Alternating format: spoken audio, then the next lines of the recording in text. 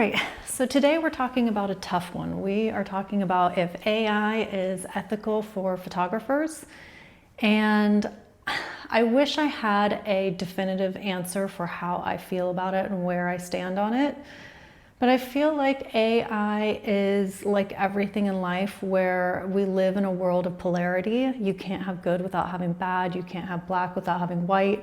It's a very yin and yang scenario. There are so many wonderful, amazing things about working with AI as an artist, and then there are also so many downfalls, pitfalls, and dangerous things about working with AI as an artist. So I'm going to go through and share with you my thoughts and feelings about AI, the good, the bad, and the ugly, after having worked with it for the last 2 years. So around, I think it was like January 2022-ish, I feel like that's around the time that Midjourney was publicly available to everyone. I don't know if that's the exact date, but that's around the time that I started working with it. And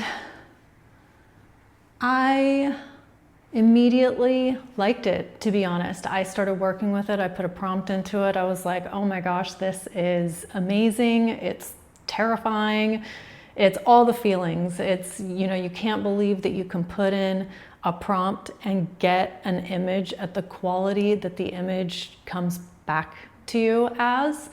And then it's terrifying because as someone who works in the artistic industry, in the photographic industry, in the entertainment industry, you quickly start to realize how transformative and disruptive the technology is going to be. Over the last 2 years of working with it consistently, I, for myself, have developed what I feel like is a path forward for working with AI. I know that a lot of photographers and people in entertainment and people in the art field shun AI and completely just absolutely do not want to work with AI, and I think that that's understandable, and I respect it because it is going to be very disruptive. One of the main reasons that people talk about not wanting to work with AI is because AI has scanned artists' work all across the internet without artist permission. And that, I feel like, is so that is one that I feel like is a gray area. There's a site that you can go to. You might already know about it. I don't know. It's called haveibeentrained.com. And I went to that site and it shows you data sets or it shows you if your images have been trained in a particular data set. And I've gone to that site and hundreds of my images have been trained on. You type in your name and it pulls up the images that have been scanned for that data set. And a lot of artists get very upset that their images have been scanned, put into this data set, and then are being used to be able to create the images with AI. For me, that doesn't upset me. I've already looked through it. I've seen hundreds of my images in there, and it doesn't upset me because I feel like as an artist, we look at other artists' work all the time to get ideas, to get inspiration, before we create our artwork. And if you understand how AI works, it's scanning all of the images so that it can learn what is in the image. So like it scans an apple so that it can learn what an apple it is. It scans a human's face so it can learn what that face is. When you type in a prompt, it is bringing back to you what it thinks an apple is after scanning thousands, maybe even millions of apples, and then based on your description, it's saying, okay, this is the kind of apple you want. So like if you type in a prompt, you might say, I want a red apple with shadow on the left-hand side that is, has water droplets on it. And it's gonna pull from all of the information that it has scanned to understand what a water droplet is, to understand what a apple looks like, to understand what a red apple looks like, and it's gonna put all of that together into an image. So it's not pulling the exact image that it's scanned and learned from. I've taken some of my images and dumped it into the AI and then tried to describe that image exactly as I'm seeing it to see what comes back, and it doesn't give me back the exact image I put in. So I just don't know how that can compare to, I don't feel like it's fully stealing from artists. I also think about, like, there are artists who create collages for a living. Like, they have their work in museums and get paid millions of dollars for their pieces of artwork that are collages, where it's like they've literally cut out pieces that another artist has created and then collaged it together, and then that is their piece of artwork. And it's like, that's even more of taking from other artists than what AI is doing from my perspective. So that one, I can see why artists and photographers would be upset that their information or their artwork was taken without their permission. But in understanding how AI works, I feel like everything that it scanned was simply learning what those things are. So the downfall for me, so that part doesn't bother me, even though I know that's a part that bothers a lot of people. What does concern me is the fear that AI will get so good that I'll no longer be needed as an artist, that it will be able to create artwork without a human putting in a prompt, and then what? And then am I irrelevant as an artist? Like, is my art even needed at that point? And then that's when you start questioning meaning and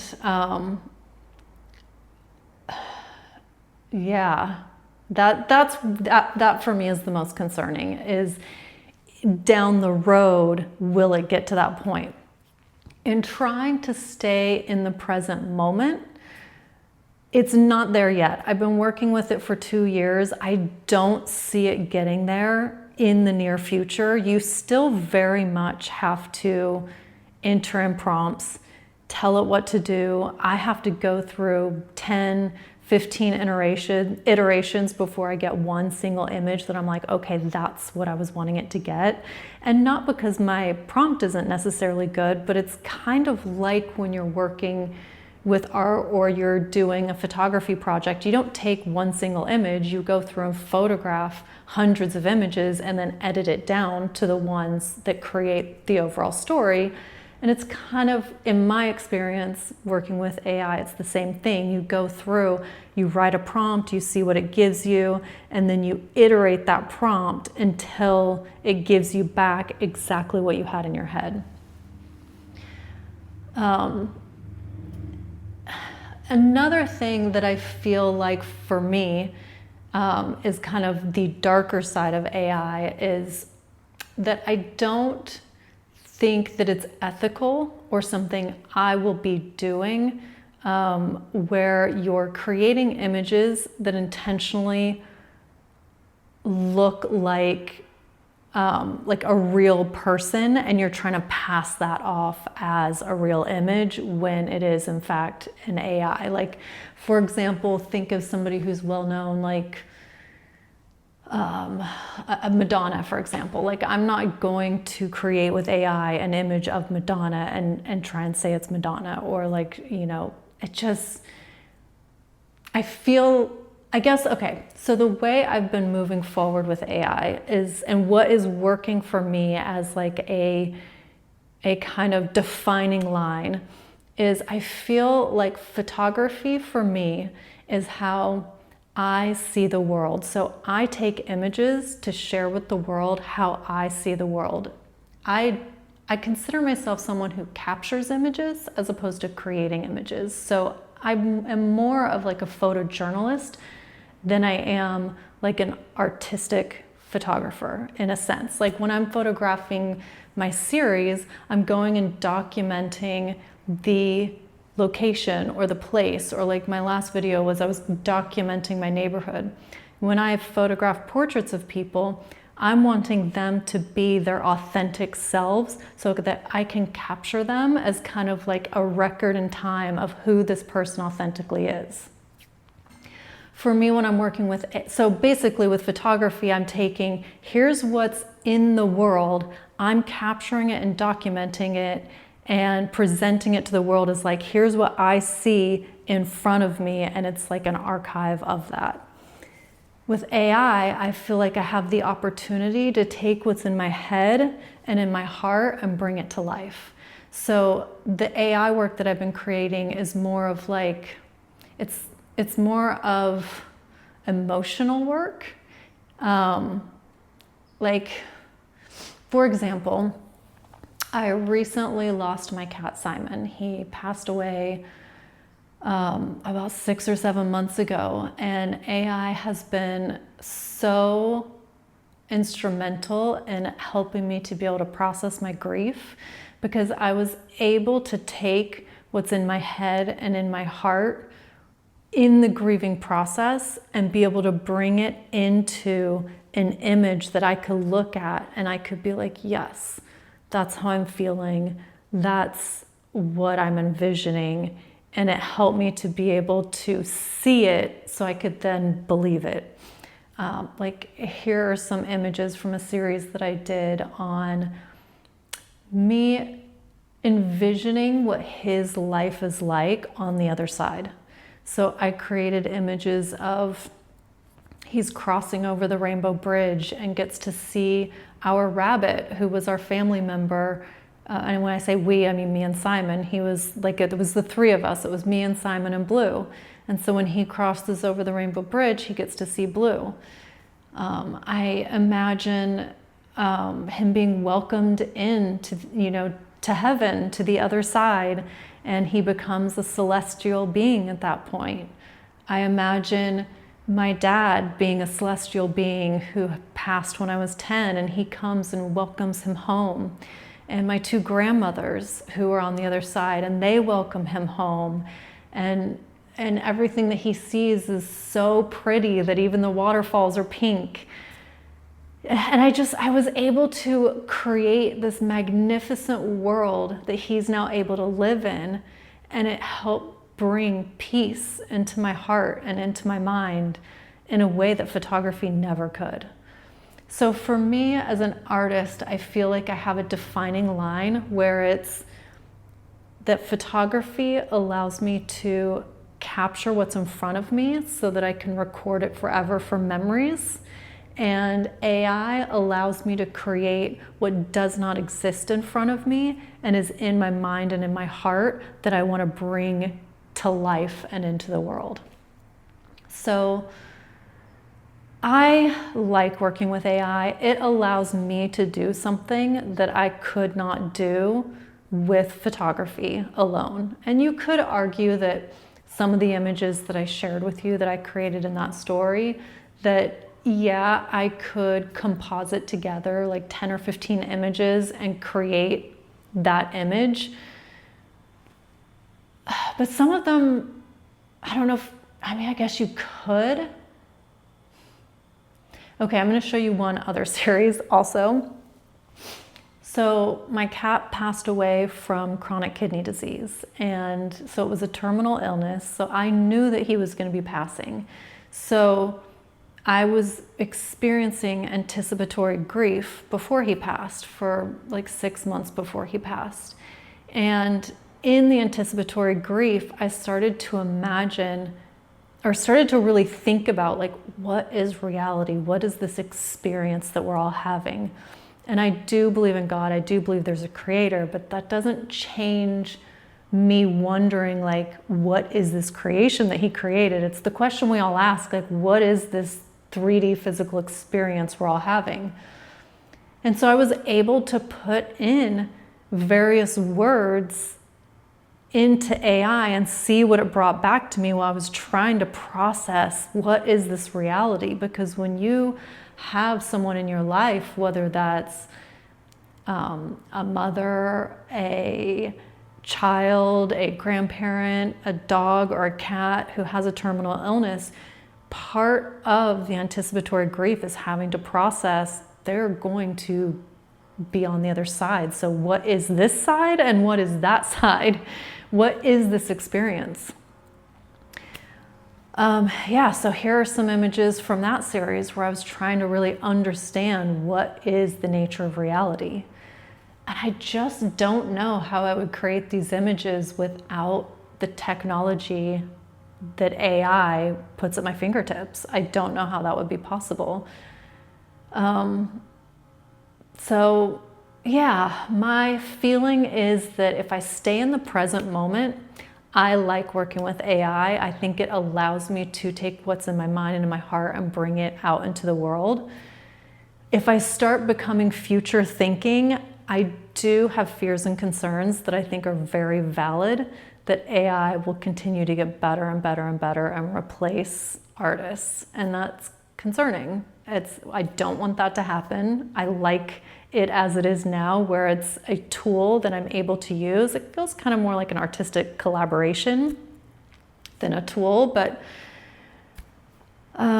everything changes, so I'm sure that will change and evolve too. As of now, the way I'm moving forward with AI is I have a very clear distinction of when I'm doing photography.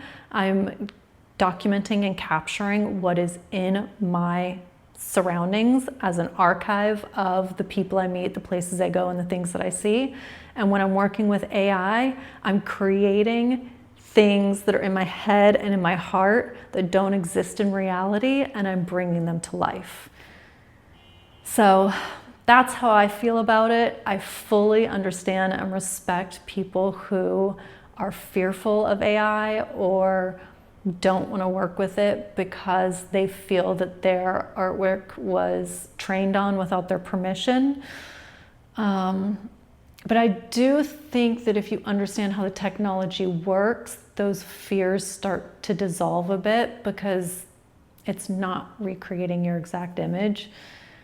But I also respect people who are just like, no, that's not for me. So I feel like AI is one of those where we all have to make our own decision on it and create our own path forward in how we will or will not work with it.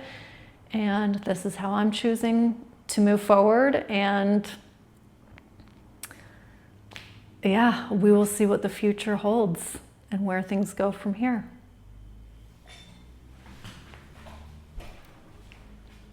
Okay, and last but not least, I'm going to show you a third and final series, where I took images that I created traditionally with a camera and then also created images from that series with AI. So I'm going to share with you about 8 images from the series and see if you can tell which images were created with AI and which images were created traditionally with a camera.